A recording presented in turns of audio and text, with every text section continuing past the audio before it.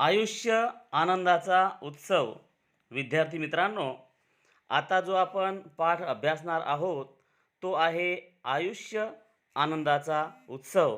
हे या पाठाचं शीर्षक आहे आणि या पाठाचे लेखक आहेत शिवराज गोरले. जन्म 1951. शिवराज गोरले हे सुप्रसिद्ध लेखक आहेत.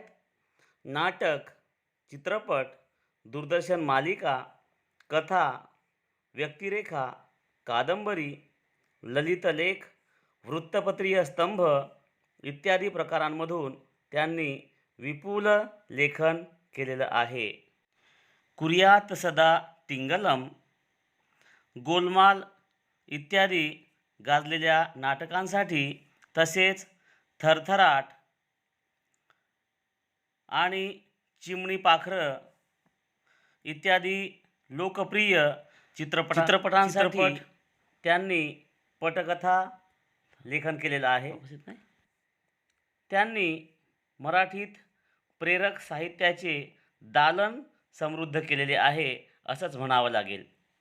मजेत जगावं कसं या त्यांच्या गाजलेल्या पुस्तकाला महाराष्ट्र तत्त्वज्ञान परिषदेचा पुरस्कारसुद्धा मिळालेला आहे.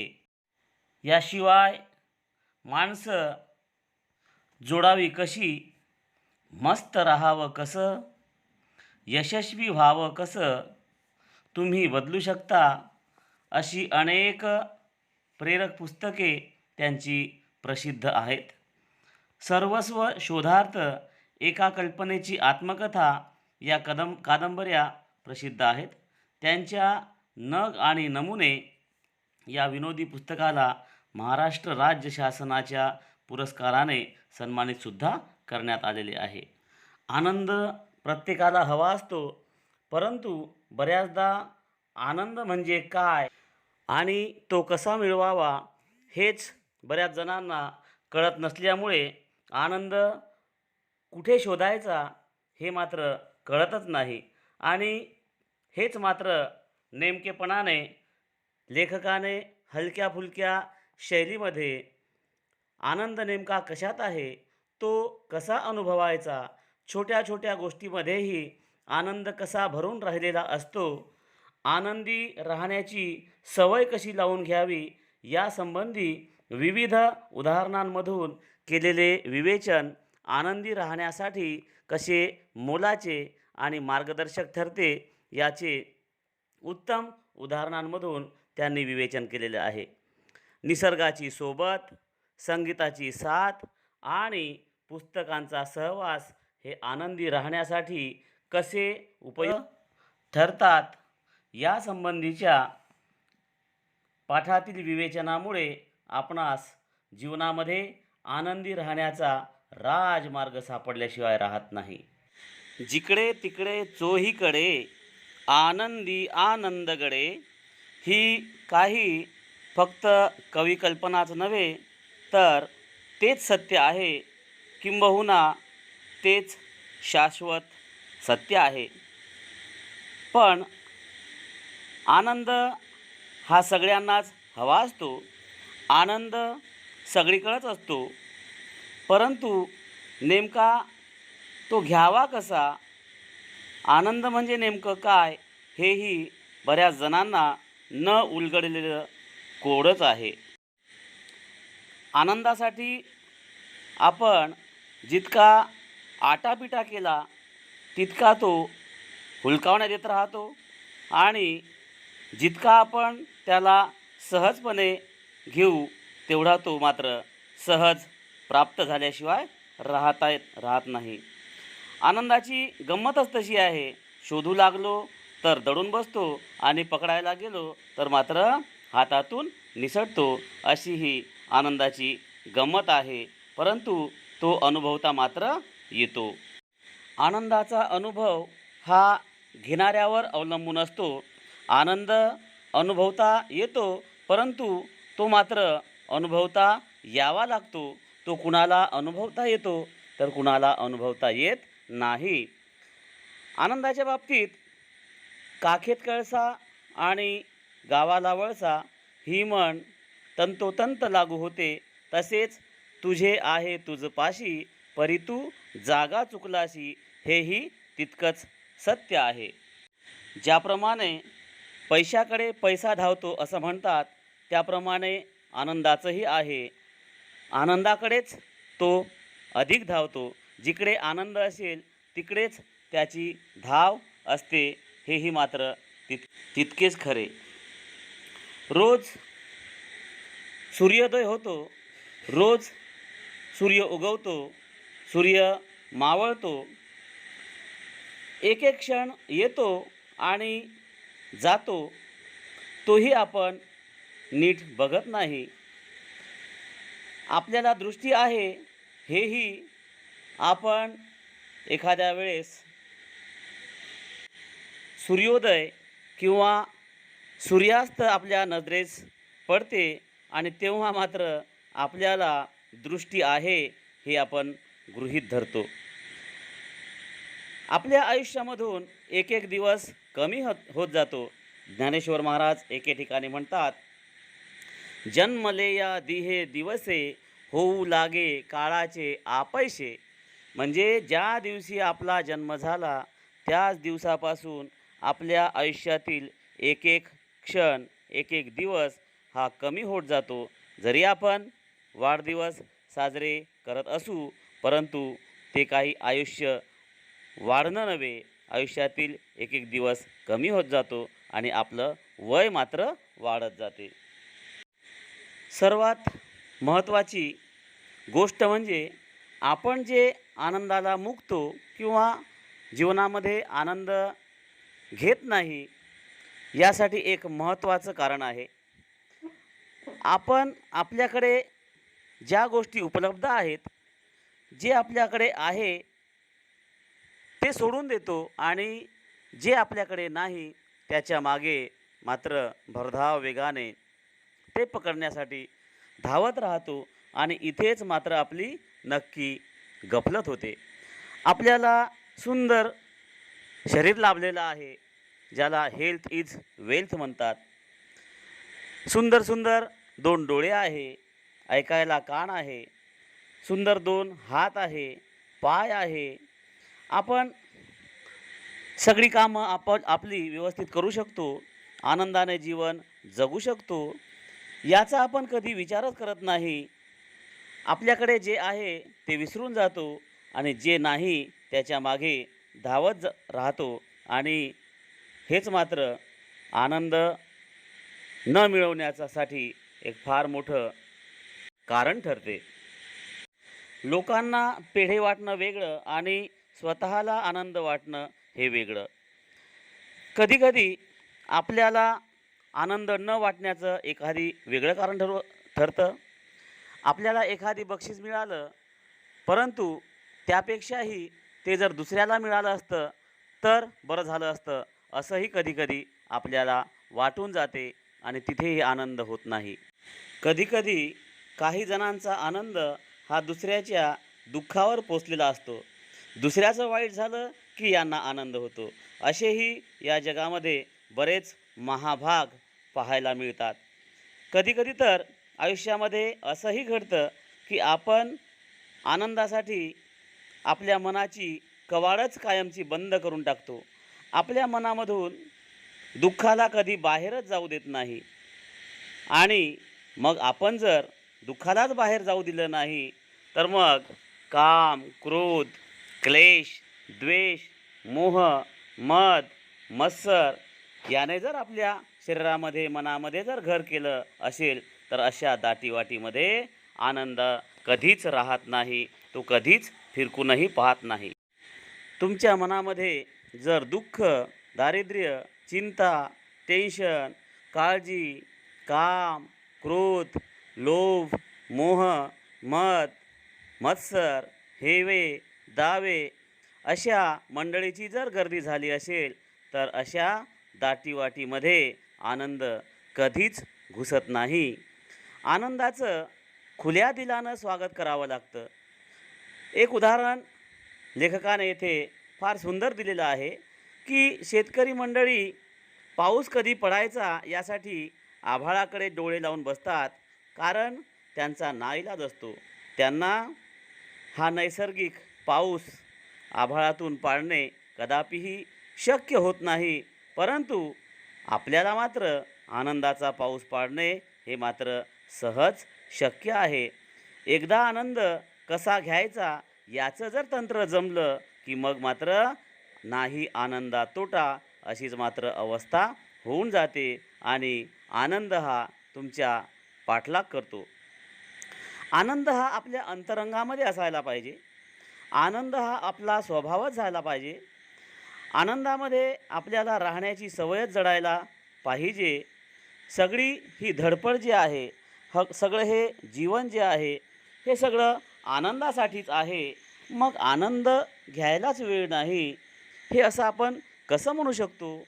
आणि अनेकांचं हेच दुःख आहे. अनेकजण भूतकाळामध्ये रमतात, भविष्यकाळासाठी आपला आजचा आनंद गमावून बसतात. त्यांना असं वाटतं की आज आपण खूप कमाई करू, खूप पैसा कमवू आणि भविष्यामध्ये आनंद घेऊ, आणि इथेच मात्र खरी गल्लत होते. दुःखासाठी आपण भरपूर सबबी कारणं शोधलेली असतात, पण आनंदासाठीची मात्र मोजकीच कारणं आपल्याला माहिती असतात, आणि खरं म्हणजे हे चुकीचं आहे. या उलट व्हायला पाहिजे. आपल्याला प्रत्येक क्षणामध्ये आनंद शोधता आला पाहिजे, प्रत्येक क्षणामध्ये आनंद घेता आला पाहिजे, आणि आलेल्या दुःखाला कसं पिटाळून लावता येईल हे मात्र आपण शोधायला पाहिजे. आनंद होणं, छान वाटणं, मस्त वाटणं हे एकदम सोपं आणि सवयीचं करून घ्यायला हवं. वाईट वाटणं दुर्मिळ, अपवादाचं करून घ्यायला हवं. पण आपलं मात्र उलट होत असतं. एक धागा सुखाचा, 100 धागे दुखाचे, जरतारी हे वस्त्र मानवा तुझिया आयुष्याचे, असं होऊन जातं. सुख जवा पाडे आणि दुःख पर्वता एवढे, असं मात्र आपलं सर्वांचं झालेलं आहे. ज्याप्रमाणे सौंदर्य हे पाहणाऱ्याच्या दृष्टीमध्ये असतं, तसाच आनंदही हा घेणाऱ्याच्या वृत्तीमध्ये असला पाहिजे. ज्याप्रमाणे लहान मुलं, आपणही लहान होतो आणि त्यावेळेसचं आपलं आयुष्य आठवा. ते निरागसपण, ते आनंदी जीवन, ती आनंदी निरागस वृत्ती जर आपण आठवली तर मात्र आपल्यालाही कोणतंही उदाहरण देण्याची किंवा काहीही सांगण्याची गरज पडणार नाही, असं मला तरी वाटते, आणि तेच लेखकालाही वाटते. लहान मुलं आनंदी वृत्तीची असतात. ते छोट्या छोट्या गोष्टींमध्ये आनंद घेत असतात. हात केल्याच्या नंतर भुरकन चिमणी उडाली तरी त्यांना केवढा आनंद होतो. पण मात्र आपण मोठे होतो आणि या छोट्या छोट्या आनंदाला पारखे होतो, आणि आनंदाची हीच खरी गंमत आहे. आपण मात्र मोठ्या मोठ्या गोष्टीमध्ये आनंद शोधत बघतो. आयुष्यात अशा मोठ्या गोष्टी, आनंदाचे मोठे मोठे प्रसंग किती येतात बरं. तेव्हाच आनंद घ्यायचा आणि बाकी आयुष्य काय नुसते रेटतच राहायचे. आनंद हा कणाकणानं टिपायचा असतो, क्षणाक्षणानं घ्यायचा असतो, परंतु आपल्याला मात्र तो टनाटनानं हवा असतो. खाईन तर तुपाशी, नाहीतर उपाशी, आणि तिथंच सगळं चुकतं. निसर्गात खूप आनंद आहे. उन्हाचा आनंद, सावलीचा आनंद, श्रावणातील रिमझिम पावसाचा आनंद, झाडाचे नुसते आकार पाहत बसलं तरी थक्क व्हायला होतं. बदलत्या प्रकाशात त्या बदलताना न्याहाळत बसलं तरीही हिरव्या रंगाच्या छटा बघताना मात्र वेड लागल्याशिवाय राहणार नाही. ज्यांना निसर्गामधून आनंदच मिळत नाही त्यांनी तर आनंदाला विसर्गच द्यायला हवा. पुढच्या उदाहरणामध्ये लेखक म्हणतात की संगीताच्या 7 सुरांमध्ये जन्मभर पुरेल एवढा आनंद भरून राहिलेला आहे. आपलं शास्त्रीय संगीत ही तर आनंदाची इस्टेटच आहे. कुमार गंधर्व, भीमसेन जोशी, पंडित जसराज, त्याचप्रमाणे एक प्रख्यात नाव किशोरी आमोणकर यांचं गाणं आपण ऐकू शकतो. हे एक भाग्यच म्हणावं लागेल. संगीतामधून फार मोठा आनंद मिळतो आणि हीच कलाकार मंडळी खरी आनंदामध्ये, कलेच्या मस्तीमध्ये जगतात. हे नव्यानं सांगायची गरज नाही. एखाद्या कलेशी आपण दोस्ती करू शकतो, एका वेगळ्या विश्वात वावरू शकतो आणि तो मात्र आनंद अनन्यसाधारण असतो. मग एखाद्याला जर समजा आपल्याला कलावंत जरी होता आलं नाही तरी मात्र रसिक तरी मात्र होताच येते. लेखक म्हणतात की शिकण्यातला आनंद हा तर आयुष्यभर न संपणारा आहे. शिकलेलं शिकवण्यातही आनंद आहे आणि तो असतोच. हा आपण आनंद किती घेतो हे मात्र ज्याचं त्यालाच माहिती आहे. दुसरं ते म्हणतात की आपण निरागस लहान होत नाही, आपण शहाणसूर्त होतो आणि शहाणसूर्त झाल्याच्या नंतर आनंदाला मुक्तो. बऱ्याच जणांना वाचनाचा छंद असतो. मग वाचन जरी आपण केलं तरी या वाचनामध्ये फार मोठा आनंद मिळतो. निसर्गामध्ये तर एवढा आनंद आहे की तेवढा आनंद म्हणजे कुठेही नाही. म्हणजे निसर्गात नाही आनंदा तोटा असंच म्हणावं लागेल. काहीजण आवडीचं पुस्तक वाचतात, त्या दृष्टीनं पुस्तकाला परमेश्वरच म्हणायला हवं. अशावेळी तो मित्रही असतो, पण ते काही नेहमी उपलब्ध नसतात.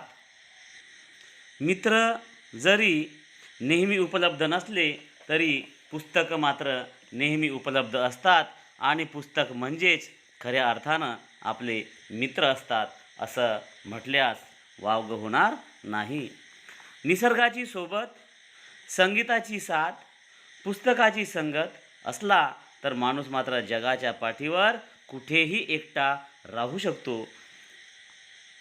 आणि एकटं असतानाच तुम्हाला नव्या नव्या कल्पना सुचू शकतात. निर्मिती, शोध, साक्षात्कार हे एकटेपणाचेच आविष्कार आहेत हे मात्र आपल्याला चांगलंच माहिती आहे. आनंदासाठी मन मोकळं असावं लागतं. भूतकाळाच्या स्मृती, भविष्याची भीती आणि या दोन्हीपासून मन मुक्त व्हावं लागतं. तेव्हाच आनंद आपण अनुभवू शकतो. भूतकाळ संपलेला असतो, भविष्यकाळ अनिश्चित असतो. खरा असतो तो वर्तमान काळ आणि त्या वर्तमान काळामध्येच भरभरून जगायचं असतं. वर्तमानातच जगायचं असेल तर जगण्याविषयी प्रेम हवं असतं आणि ही जगण्याची हौस सर्वांना असली पाहिजे. नाहीतर प्रत्येकच जण आजचं काम उद्या करू असं होतं आणि काम उद्यावर ढकललं जातं किंवा कसं तरी उरकलं जातं. आपण सगळंच उरकूनच टाकत असतो. आंघोळवर उरकतो, जेवण उरकतो, काम उरकतो आणि एका अर्थी सोबत आपण जगणंही उरकूनच टाकतो. जर आपण सगळं उरकून टाकत असू तर मग आनंद मिळणारच कसा? एखाद्या गाण्याच्या कार्यक्रमाला आपण जातो, परंतु त्या गाण्याच्या आनंदाच्या ऐवजी कार्यक्रम झाल्याच्या नंतर आपल्याला रिक्षा मिळेल किंवा नाही याचीच चिंता जास्त भेडसावत जाते. खरा आनंद घेताना छोट्या छोट्या गोष्टीमध्ये घ्यायला हवा. आपल्याकडे जे काही आहे त्याच्यामध्ये समाधान मानायला हवं. बायको मुलांमध्ये रमायला हवं. निसर्गामध्ये आनंद घ्यायला हवा. जे काही कमावतो त्याचा योग्य विनियोग होऊन आपलं मात्र त्यामध्येही आनंद, समाधान हे मिळवायला हवं. अंतरीच्या आनंदाशी नातं जोडायला हवं आणि असं जेव्हा होते तेव्हा मात्र खरा आनंद आपल्याला उपभोगता येतो. अगदी झुणका भाकर आली तरीही अन्न हे पूर्ण ब्रह्म म्हणत आपण ते आनंदाने खातो. परंतु याचा अर्थ असा नाही की आपण जीवनामध्ये कधीच गोडधोडाची अपेक्षाच करू नये. गोडधोडसुद्धा पूर्ण ब्रह्मच असतं. अधिक मिळायला हवं त्यापेक्षा अधिक मिळायला हवं हे मात्र प्रत्येकाचंच आहे. पैसा प्रत्येकांना हवा असतो, परंतु पैसा म्हणजेच आनंद नव्हे. आपण कमावल्याचा, आपल्या कष्टाचा, मेहनतीचा तो आनंद त्यापेक्षाही अधिक असतो. माणूस पैशाशिवाय जो आनंदी राहू शकतो, त्याच्याही पेक्षा अधिक पैसे मिळवल्याच्या नंतर तो आनंदी राहू शकतो. परंतु जो पैशाशिवाय आनंदी राहू शकत नाही, तो पैसा मिळाल्याच्या नंतरसुद्धा आनंदी राहू शकत नाही. यश मिळतं, वैभव मिळतं, कीर्ती मिळते, तेव्हा नक्की काय होतं? अंतरीचा आनंद द्विगुणित होतो. 2 गुणिले 2 बरोबर 4 असा आनंद गुणाकाराने वाढत जातो. पण मात्र मुळातच आनंद जर शून्य असेल, तर शून्याला कितीही मोठ्या संख्येनं गुणलं तरी मात्र गुणाकार शून्यच येईल. यश, वैभव ही आनंदाची कारणं नव्हेत, आनंद अनुभवण्याची ती निमित्त आहेत. पैशानं आनंद विकत घेता येत नाही. खरा आनंद विकाऊ नसतोच, तो मात्र टिकाऊ असतो आणि आनंद हा टिकाऊच असला पाहिजे, हे लेखकाने समजावून दिलेलं आहे. लेखकाने नवनिर्मितीचा सुद्धा आनंद सांगितलेला आहे. याचा अर्थ असा नाही होत की नवनिर्मिती करायची म्हणजे आपण ताजमहालच बांधला पाहिजे, असा अर्थ होऊ शकत नाही. मग एखादी संगीताची निर्मिती असेल, एखादी तालाची निर्मिती असेल, एखाद्या गाण्याची निर्मिती असेल, कथेची, कादंबरीची, कशाचीही जरी नवनिर्मिती आपण केली तरी मात्र आनंद हा भरभरून मिळतो. एखाद्या ध्येयानं, स्वप्नानं झपाणून जाणं आणि त्याच्या पूर्ततेसाठी झटून प्रयत्न करणं, हेही माणसाचं जगणं आहे. आनंदी राहण्याचं एक फार मोठं सोपं तत्त्व आहे की ज्यामध्ये तुम्हाला आनंद होतो तेच क्षेत्र निवडा. कधीकधी आपल्याला आवडते तेच क्षेत्र मिळत नाही, परंतु जे क्षेत्र आपण स्वीकारलं किंवा मिळालं, आजच्या युगामध्ये आपल्या मनाप्रमाणे क्षेत्रही मिळत नाही, तर जे क्षेत्र मिळालं त्यामध्ये आनंद माना आणि आनंदाने त्याला समोर जा. ज्यात तुम्हाला खरा आनंद वाटतो तेच काम करा आणि त्यामध्येही खरा आनंद आहे. आनंद घ्यायच्या पुष्कळ युक्त्या असतात. तुमच्यासारखंच काम करणारे इतरही कित्येक जण हसत मजेत काम कसं करू शकतात ते जाणलं तर तुम्हीही हसत आनंदात काम करू शकाल, यश मिळवू शकाल. शांत चित्तानं, आनंदी वृत्तीनं काम केलं तर यश मिळत जातं. मिळणाऱ्या यशामुळे आत्मविश्वास, उत्साह वाढतो, अधिक आनंद होतो. त्यामुळे पुन्हा अधिक यश, अधिक आनंद, अशा आनंदाच्या चक्रवाढीवर आयुष्याचं चक्र फिरत राहतं. आयुष्य हा संघर्ष राहत नाही, ती एक सततची संधी वाटते. आनंद हा आयुष्याचा उत्सव वाटतो आणि आयुष्य हा आनंदाचा उत्सव होऊन जातो. याहीपेक्षा कितीतरी उदाहरणं लेखकाला देता आले असते, परंतु मात्र सर्वच शक्य नाही.